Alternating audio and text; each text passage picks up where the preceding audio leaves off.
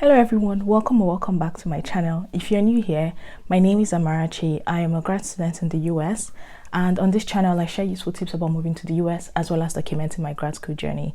So if this is something you're interested in, please consider subscribing.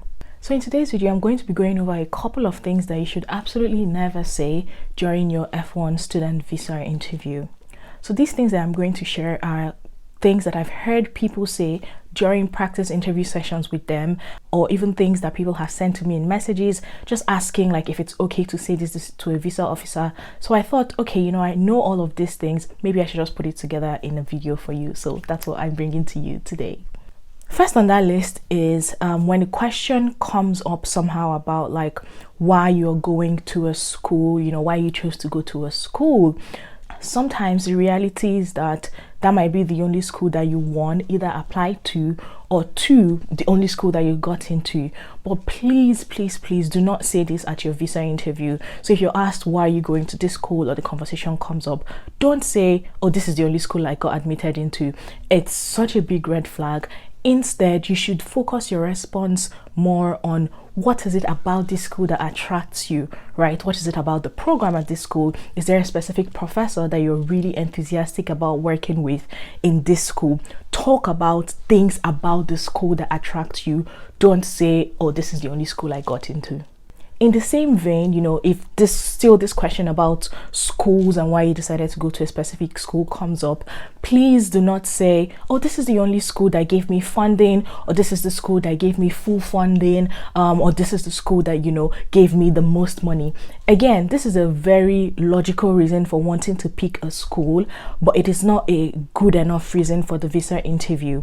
So this is not a good enough reason for the visa interview because during the interview, the visa officer is looking out for three things. One is that you're a genuine student or you have genuine intentions. The second is that you have the financial capability or ability to support yourself while you're in the US, so you don't become a burden to like the country or the society. And the third thing is that you have home ties. So even though it sounds counterintuitive, and like I've said earlier, it's a very valid reason to be like, well, this is the one school that gave me the most money or the only place that I got money from. It doesn't quite sit right with visa officers. So just tying back to the first point, when you get asked why are you going to this school or the topic of finances come up, you need to respond in a way that lays emphasis on why the school is a good fit for you and not the financial benefits that you're getting from the school. Still on the topic of finances, the third thing that you should absolutely not say is that you plan to work to support yourself. And this doesn't even mean like working under the table or anything like that. The US government makes provisions for international students, so you're legally allowed to work 20 hours a week on campus during the semester. However, this cannot be your entire financial plan, because the truth of the matter is the on-campus jobs that you have are not going to be enough to be just your means of sustenance, especially if you have plans of like maybe paying a part of your tuition with that. It's just not going to work, I'm telling you. So if you tell this to a visa officer when the question of how you plan to support yourself comes up, the visa officer immediately is going to go, oh, no, that's not a good idea, because it means one of two things. One, you either are going to only be working the 20 hours, realize that this is unattainable and somehow become a burden to society, or two, you're going to do the other thing of being forced to work under the table jobs, which breaks the law, and none of this sits right during the visa interview. So just don't say this. Now, still on the topic of money, let's talk a little bit about sponsors.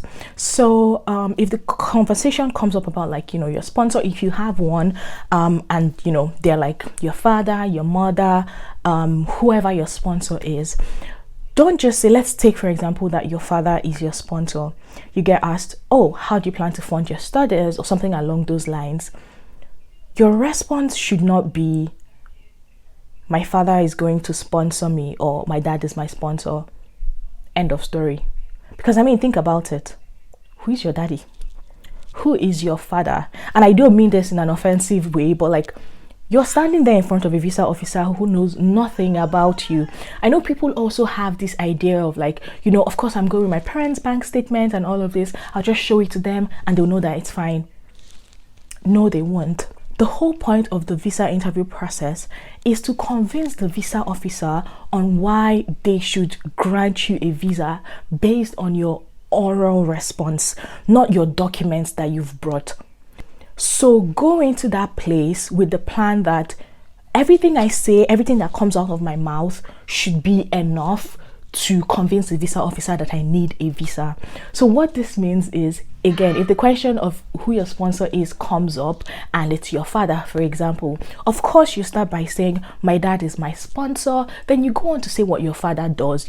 He's the chairman of XYZ, he has XYZ businesses, he has X number of staff strength, and please tell the visa officer how much your sponsor makes. You don't have to say this in US dollar. You can say it in like your local currency. So if you're Nigerian, you can say like my sponsor earns X million naira. If you're Ghanaian, you could say like how many cedis they earn. And I say this because the visa officers live in your country. They understand the currency. They've been trained to understand the financial situation of the country and of the people. So there's really no need for you to say like how much your sponsor earns in US dollar. If you're liking this video so far and you found some value in it, please just take a moment to hit that like button and subscribe if you're not. It really does help my channel. It encourages me to put out more content, and more importantly, it makes sure that these videos get shown to other people who would benefit from them as well. Now, the fifth thing that I wouldn't say is a hard no during the visa interview, but it's very relative, is when you're asked about your plans after graduation, like what are your post-study plans. I know a lot of people who say, oh, I plan to come back to my company to take up, I plan to come back to my current job or to my current company to take up a higher role. And usually this response makes me a little bit uneasy, and I'll explain why. It typically then brings up the conversation of a study leave. So a study leave is, a leave that you get from your work where you're allowed to go study and then come back to your job. Depending on the company, depending on how long you've worked there, the study leave package or situation varies. So if you've been a long-term staff, say like 10 plus years, it's possible that you're going to still have a percentage of your earnings paid to you while you're away. Not 100%. It could be, whatever your company agrees or allocates. Sometimes your study leave is unpaid. So just think about this. And also, the thing is, in most cases, companies will not give you a study leave unless your visa has been approved already. If you get to the visa interview day and you say that you're taking a study leave, what if the visa officer asks you, oh, do you have any documents to prove that? And you don't have one, because your company is not going to provide that document until after your visa has been approved. You see where the problem is? It could just lead to like unpleasant situations. So maybe just avoid that response, especially if you know that you're a more junior member of the company. So if you've only worked for this company for like, I would say less than 10 years, maybe think about other post-study plans that you would have. Or if you say that you come back to take up, a higher role in your current company, maybe don't say that you're taking a study leave, especially if you know that you're not. So just think about what is more beneficial to you. So like ask yourself the question, what's a more straightforward response? Is it saying a different thing as my postgraduate career plan, or saying that I'll be returning to this company and then potentially having to deal with the issue of study leave or no study leave? It's up to you. The next thing that I would say you shouldn't say during your visa interview is when the conversation goes in the line of, like, why are you going for this degree, or what will this degree do for you? Like, what's the benefit of going for this degree, especially if it's an advanced degree?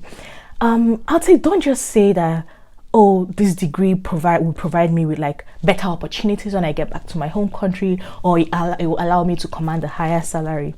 Again, these are likely true, but you need to be a little bit more specific. What I mean is, what is it about this degree that would give you these things that you've listed.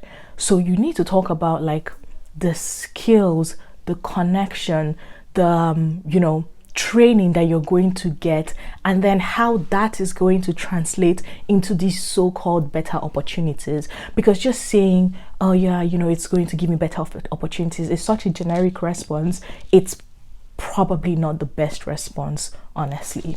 And then the final thing on my absolutely must not say list is if the conversation comes up about like what you currently do, please do not say that you're unemployed, because that is such a big red flag. Just don't say that. So my advice or my suggestion is, if you've maybe just finished school, whatever like preceding degree that you've had, so if it's like bachelor's or whatever, or if you're Nigerian, if you've just finished NYSC, say in the last 3 to 6 months, what you can say instead of flat out saying I'm unemployed is, oh, I have been preparing for graduate school. I've been doing things like preparing to take the required exams, or taking the required exams like TOEFL, GRE, GMAT, depending on your situation. And then you could also say that you've been acquiring X is like the relevant skills in your field that would help you during your studies. So for example, if you're going for a program that maybe is like very heavy on coding and stuff like that, you could say that you've been brushing up on your coding skills and things like that. Just don't say that you're unemployed. It just doesn't, it doesn't really sound right.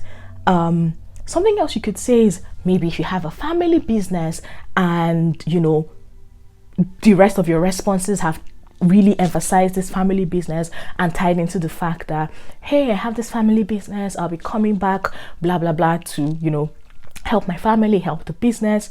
You can say that you are currently working with that business, you're currently working with your family business, and talk about a role that is definitely in line with what you're going to study.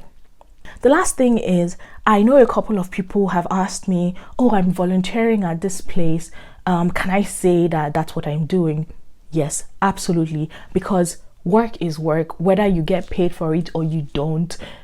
That absolutely counts as work experience. And please, if this volunteer experience is relevant to your field of study, absolutely say that that's what you've been doing, and don't just say, oh, I'm unemployed. Yeah, that's it for today's video. If you found it useful and you haven't liked already, please like, please subscribe if you're not subscribed, and leave a comment if you have any questions or concerns, or if you know other things that scream red flag for visa officers. Please leave those in the comments so that other people can learn from you as well. Thank you so much for watching, and I will see you in the next video.